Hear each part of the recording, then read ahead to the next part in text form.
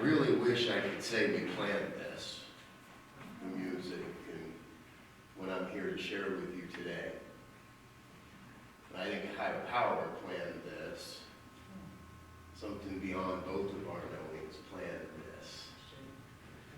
And so it's so wonderful to just get to step into it, to sit there in the surprise of the moment of not knowing what's happening, but being reminded that our faith moves mountains. We have a great little line buried in that song. Our faith will move mountains. See, what I know is I know that, well, we're in Boulder, and we can see the mountains. We're close. We're all probably here in one way or another in the state of Colorado for some connection to the mountains. And each of you in your own way are connected to your own faith. I trust that. You wouldn't be here otherwise, I believe. And whether you're here in physical form, or whether maybe perhaps you're watching on a replay online at another time,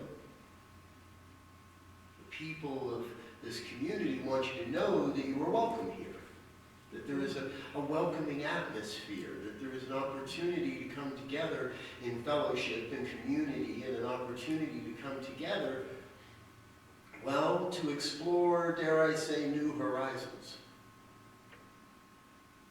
This is 25 years that this community has been here. 2025 marks 25 years since the founding of this community. Yeah, we can woo-hoo that.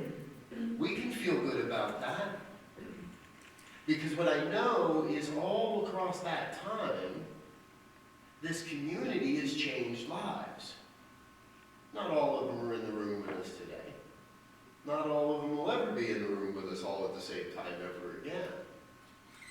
But over these years, 2.5 decades, that's a little bit longer than I've been involved in this philosophy. This community has been changing lives, has been transforming people into greater leaders, into better relationships, and help them to find better work, and all of it. This is a sacred community. And all those many years ago, the community came together under the name of New Horizons. If you didn't know that, now we do. And I feel that's really still very, very appropriate for today. We stand at the moment in time when, well, not only does the landscape look different, but the environment in which we live has changed. I'm not just talking about climate change, although yes, that is real and is happening and is part of the experiences that we get to have today. I have a friend in Topanga Canyon who we heard from a few days ago is safe and will be. Doubt very highly his house is. We won't know yet for a while. See, we all have to deal with these things that happen in our lives, whether they happen to us directly or they just happen to a good friend of ours. Life continues. The top of the mountains has never changed in the last 25 years, but the amount of infrastructure between here and getting there has. Our experiences will continue to change. So whether it's a fire or it's a flood, whether it's a total shift in the political experience and outlook, whether it's how people decide to stand up and stand forth and stand out, I'm committed to the truth that we are at a point in time when who we are as spiritual beings, having a human experience, that who we are is absolutely vital. Whatever we bring to this thing called life, whatever it is we bring, our words, our song, our technical skills, our creativity, who you are and what you do is absolutely vital to the evolution of human consciousness. Let that sink in a minute. Let's go over that one more time, just in case. Who you are and what you do, I'll even add how you show up in the world, is absolutely vital for the evolution of human consciousness. Now, in New Thought and religious science, what we know is consciousness precedes form. What we hold in our consciousness must be there prior to us having the experience. Our consciousness precedes the form, the experience of it. We all know this. If I run around talking about how lousy of a day it's going to be, what kind of day am I going to have? If I do what we kind of say we want to do, if I invest a portion of my day in my spiritual practice and really ask deep and informative questions, be with my meditation, affirm the truth that I wish to experience in my life, not denying the ugliness. I can't pretend my friend's house still exists, so by some magical miracle, he will be the one out of 1 billion or out of 1 million or out of however many homes are lost, that his will be that one little dot. That magical thinking does us no good. But I have to know that he is safe. And who he is makes a difference on this planet, and he will take this experience and he will learn from it and he will grow from it. He is a religious science minister after all. And he will grow from it, and he will help others grow through it as well. And I believe we, each and every one of us, have that same opportunity in front of us. To support those around us, to help those around us grow through it, whatever it might be. Whether it's a breakup, whether it's an illness, whether it's a fire, or whether it's a flood. 25 years. And there is an opportunity right now to say yes to something greater than we've ever perhaps known before. I believe it is. I believe there is the germination, the seed, the outpicturing. And perhaps this community doesn't look like we imagined it would 25 years ago, or 10 years ago when we walked into this door, or however long ago it was when we first found this sacred ground that is not based on the ground we stand or the building we occupy or whose house is having the potluck, but it is based on the ground that is the consciousness of this community. Who you are matters. What you bring makes a difference. And together, we get to create a consciousness of community. A consciousness that says there is something more that is possible. And I've always loved that word more. There's more. Long ago, a dear friend of mine wrote a song, and that's the title of it, There's More. One of these days I'm going to get him to come over here and share it with us. He lives over in Salt Lake City.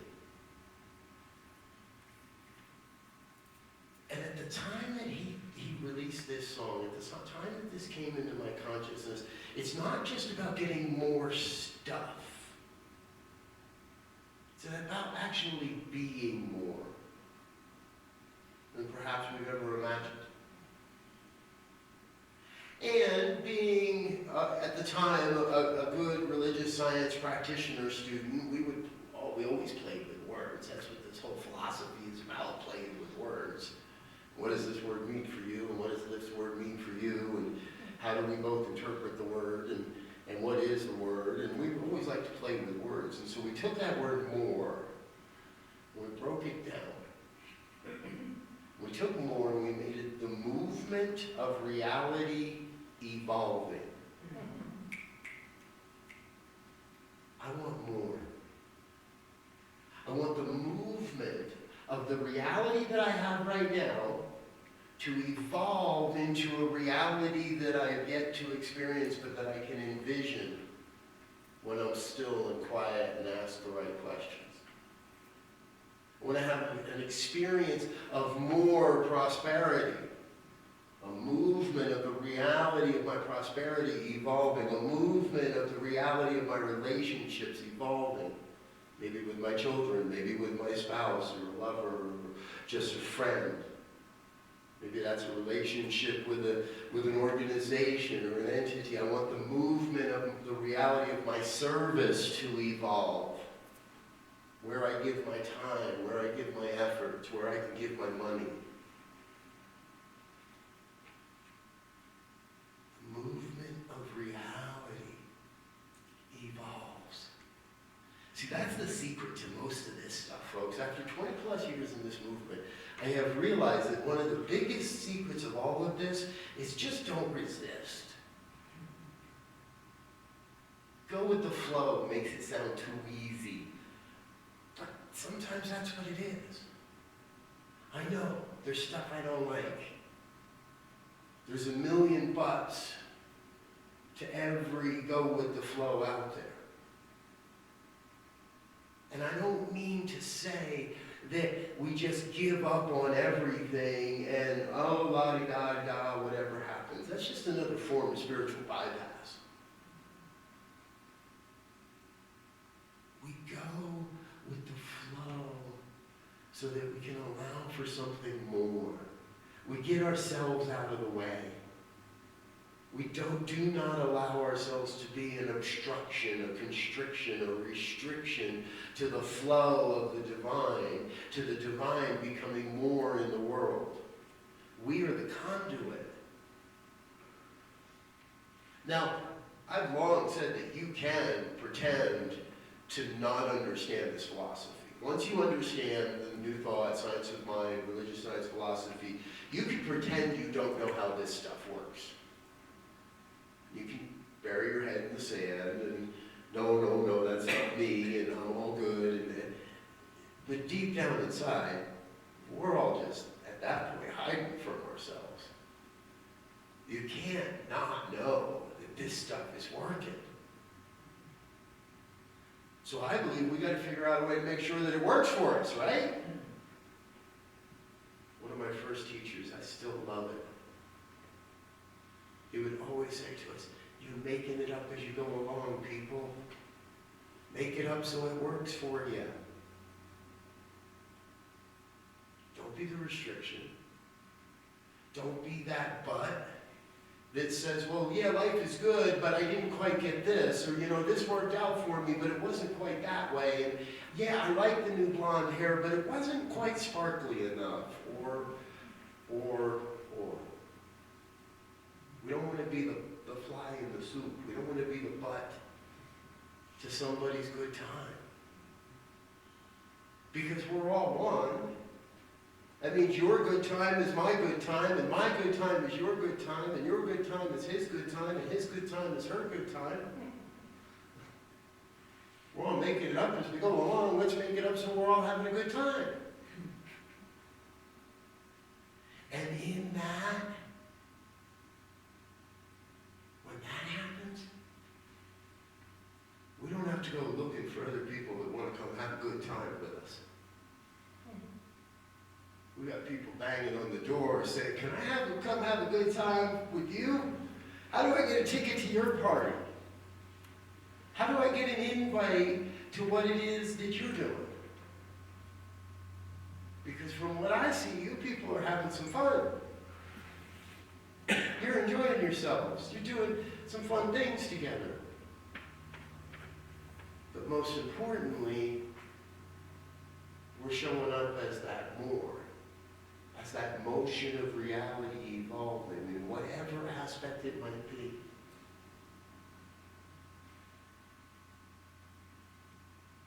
And here's the key, the easy part of it all. All you have to do is say yes. All you have to do is say yes. Yes, I am willing. Yes, I am open. Yes, I am capable of what? I don't know, but I'll be shown. Yes, I'm ready to serve. Yes, I'm ready to give. Yes, I'm ready to be. It has been said in countless ways by countless philosophers across time and in so many languages that it has always been lost. But our work, if anything, is to know ourselves, is to know who we are. Whatever that might take, to do that work that says, this is how I get to know who I am. Those who have heard me know that I fall in love with the life visioning process and what I now call meditative inquiry, and you get me started on that train and I'll talk for hours and days, but that's just me. I believe it's time for the New Thought philosophy to move from the me to the we. Where, each one of us has that time and that opportunity to get what we need, myself, what healing I might desire or might be beneficial, but really it's all in service to creating a beloved community and to creating a sacred we that can go out into the world and impact and enact change, wherever that might be called. Sometimes Spirit whispers really weird stuff in the back of my head that I honestly will pledge to you every time it happens. I will not try to take credit for the idea because I would not have thought of this. But why isn't our name on a placard somewhere on Wadsworth Boulevard that we pick up the trash once a quarter or something? Ideas are everywhere, folks. We just got to tap into them. Are you willing, are you ready to say yes to a new horizon? To a vision of what the next 25 years will be? To what the next quarter brings? And what will someday be the third quarter of this community and the fourth quarter of this community, and I know I just boxed myself in, even the fifth quarter of this community. We don't have any limits. Someday in 100 years, they'll look at the notes of today's meeting and they'll see your name. Because you were here to say yes. You were here to say yes to a vision of what comes next.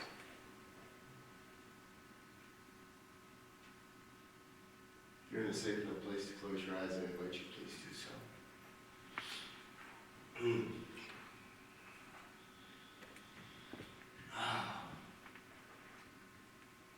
Feel the vibration.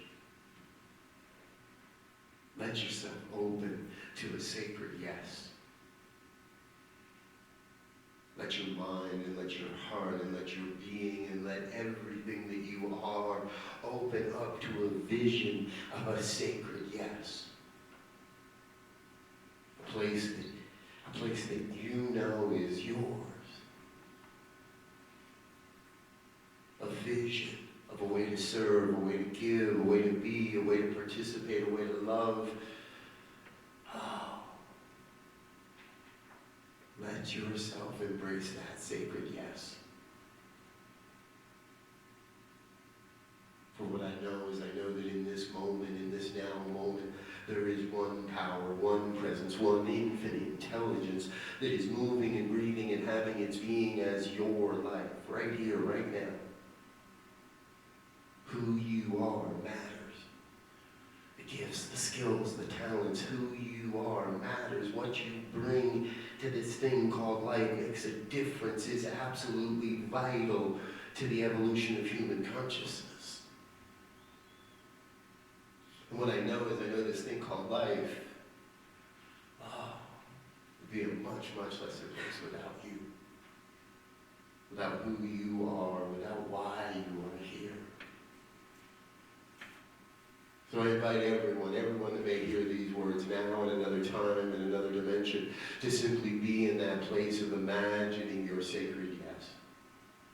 Imagining that place where your deep, deep desire for the world and the world's deep, deep need meet. Right there, light a flame. Right there, spark the candle of yes. And I know there is a great and wise, powerful wisdom that is enacting upon each and every one of us, calling us to our greatness, calling us to a divine giving, a divine way of being in the world as a sacred and a beloved community. And that somehow each one of us has in our own way said yes to the divine, to the good.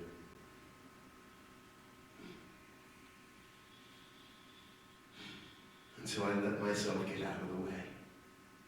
I pledge not to be a constriction in the flow of the divine. I pledge to get my bloated nothingness out of the divine circuits, to witness the magnificence of the divine revealing itself. For it is through the creative law of this universe, the creative law of the universe that is manifesting this word right now. This word cannot be returned void, cannot be returned empty, is already being acted upon. As we release this word into that law, we know it is so.